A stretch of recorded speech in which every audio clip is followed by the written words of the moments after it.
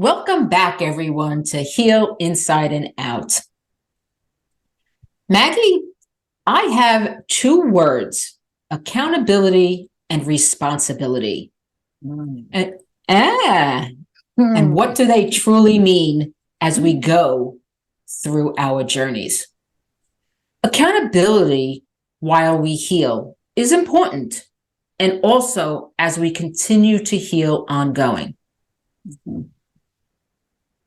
Is it our responsibility to make ourselves the priority? Because priority equals you. And how does this make you feel initially when you hear the word responsible for yourself? You are the priority. I'm not going to lie, it gives me a little bit of angst still. And when I think of the priority equals you, it's something I would say to anybody else I was close to all day long, because I know how important it is. Yeah, you come first. It's very easy to say it to somebody else. Very easy to say it. And very easy to see it when you see that somebody's not focusing on themselves. However, with me, when I recognized that I had to take responsibility to make myself a priority, I was very scared. In fact, I was more afraid of that responsibility than I was of the cancer itself, because I feared, what if I don't learn what I know my body is telling me with this diagnosis? Meaning my body is screaming at me through this cancer diagnosis that I need to change. And so that's what I go back to. Like, I feel like it was a true wake up call to that responsibility that you, like you say, like of really making myself a priority, because I was so busy making everybody around me a priority and trusting I would get back here. But you don't get back to yourself if you're constantly cycling with all of those around you, making sure they're okay and taking care of them. Mm-hmm. So for me, it gives me hives. I'm not going to lie. Oh, we don't want you to have hives. Come on. I've gotten way better, but how about you? Oh, good. Well, the shift, you're right about the shift in our mindset.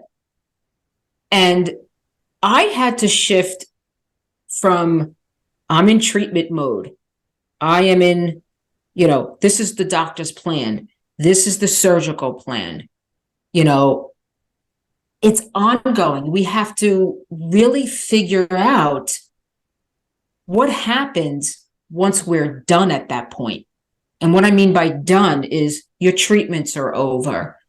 If you had surgery, you might have more surgeries, but let's say the surgeries are over. And it's harder to really look at yourself and say, I need to stay on this healthy path. Mm-hmm. And what am I going to do to take responsibility for myself to stay on that healing path? Because let's face it, no one else is going to do the work for us. We have to decide to heal. I want to say from day one. And I know that might sound a little harsh, but from the day that you're diagnosed to remission and beyond. Exactly. Well, exactly. And we've talked about this in other contexts and other episodes, that as women, we tend to want to take care of everyone else, make everything a priority. Right. And so we think we're being responsible for all that we need to be responsible for and all the roles that we play in life, right? But it becomes so important to not see making ourselves a priority as selfish and awkward. And like I originally said about, it gives me angst, it gives me hives. Like that's my old self responding to how that used to feel. Right. I can really relate to the old ways. All right. I don't want to go back to some of the old habits and some of the old beliefs of taking on the world and taking care of everybody. Yeah. And that was actually my biggest fear when I was going through this process. I can't take care of my students that I was, teaching. I couldn't take care of the family, my community. I'm like, wow, I really have to take responsibility for myself and say, stop, you come first. One of the hardest things I had to do. And it's still, I'm not going to lie, it's still hard for me. Like you get the heebie-jeebies and what's going on there.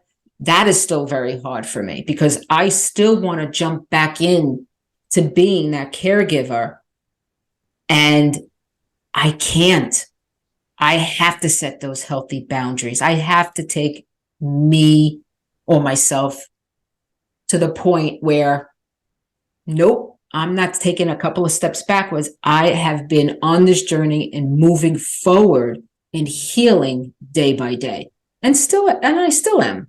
Well, and I love that because it's almost like to go back to some of those old habits, old beliefs, whatever that is. It's almost more tempting when you get to the other side of all the treatment, because you've said this before. With all of our treatments, we have a medical team. We are in appointments all the time. There's a plan. And then when you get to the other side of that and you're facing whether it be 6-month check-ins or annual check-ins or whatever that is, to your point, that is now, okay, we're really responsible because we don't have the medical team like on us and asking us questions and giving us things and telling us what to do or not do, or now we're truly on our own. Right. To do the work. Yes. And go ahead. No, go ahead. I love when we do that. Like we just want to jump right in. Yeah. It's something that you mentioned about, we have our doctors to help. We have the nursing staff. We have, the social workers. We have so many team members. And then we have our family and friends and co-workers. And everybody wants to give you advice from every which way. And that's when we have to decide what we want to take and what we want to ignore and leave it over there.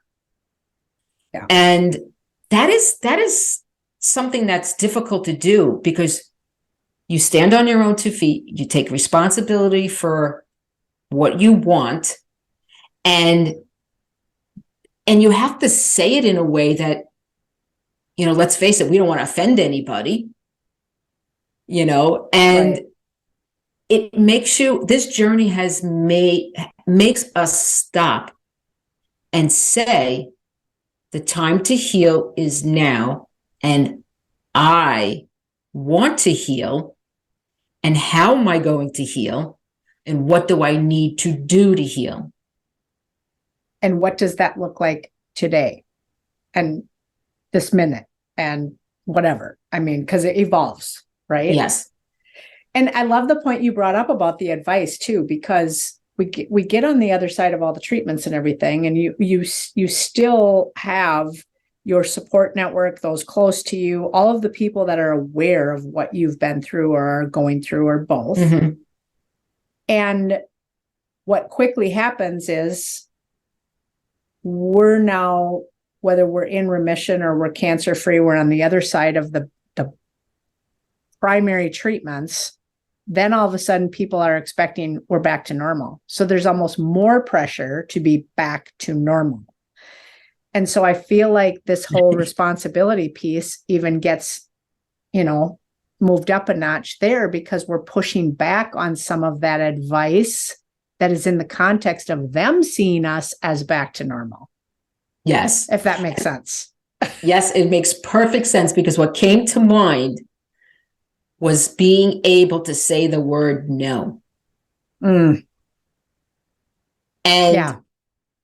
when you said, once we're on the other side and everyone says, you're fine, and they expect you to be the same way.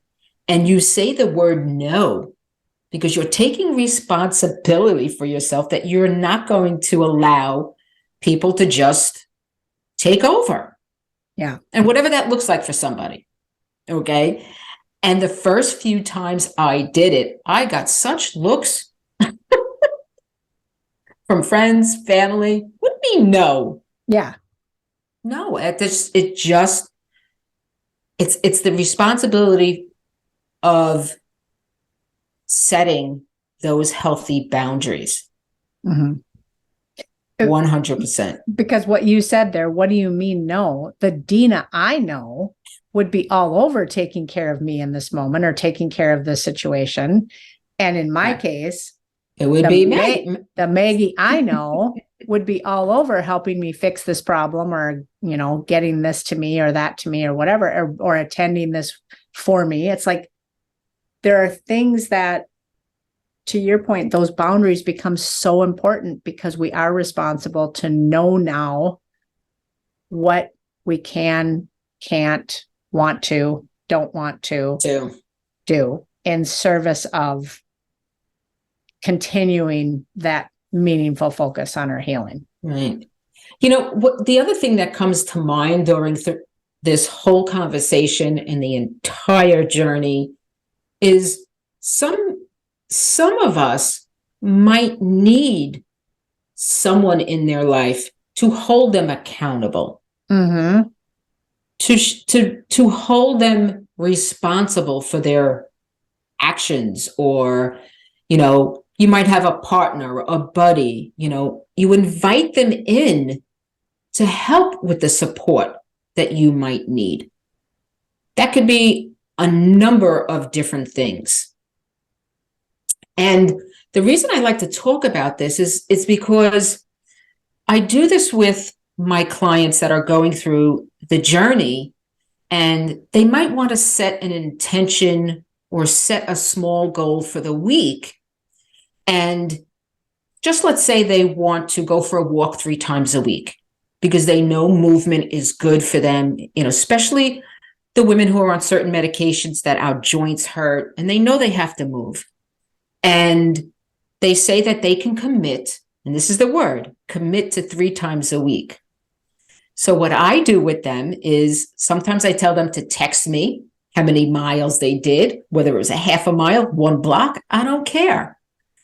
Or the next session I have with them, I will ask, what did you do? You said you were going to walk 3 times a week. Did you do it? So it kind of holds that person responsible for the action they said that they wanted to accomplish, so to speak. Mm-hmm. Well, I love how you said that too, because when I think about when you and I, Dina, talk about our ongoing healing, I see it as such a healing practice because it looks so different. We help hold each other accountable. We're always talking about the things that we're each doing and learning about ourselves, right? To stay on that course. And the thing you just made me think of is, to me, my accountability partner is you. It's Marla. It's my husband. It's my daughter. It's those that I interact with most often, but it's also my Love Me Healing community. Mm-hmm. And I say that because I know the reason I'm doing Love Me Healing and the reason you're doing your Wellness Warriors for Life coaching is that it is helping me with that accountability. Right. And it is truly, when I'm talking to my community about, I take my me time, I journal, I go on my walks, I go out in nature. I can't just say that and not do it. I have to walk the talk, right? So, so sometimes I'll even say it in order to make sure, okay, now go do it, get off your butt and go do it. Yes. So that accountability piece is, I like how you brought that back in, because yes, we are responsible for our healing, but it's really important when we commit to that each and every day or moment or whatever, that we're having others help us hold us accountable to that. Yes. Is there anything else that you might want to add to this conversation? I mean, I have a feeling that this can go on to even another episode. Yeah, I do too. And I guess I just feel like I can't say enough, because I feel like so many women can relate to this, that making yourself a priority doesn't just serve your healing, it serves others. So being responsible for that is just as important as being responsible for all the household things and your role as mother and your role as daughter and your role in your career. It's just as important to help enable you to show up to all those other roles. Right. It's because if we don't take care of ourselves, how can we take care of others? Which is a very good point. And it's being able to say, all right, this is where I'm at. This is where I need some support. This is where I need some accountability. This is where I need to be more responsible. And you make yourself the priority, and it's okay. And that's really where I kind of want to end, because I want our listeners to know that it's okay to be the priority and not feel guilty about it. Absolutely. Amen, amen, amen. And I just want to say that this was an amazing conversation. Thank you, Maggie.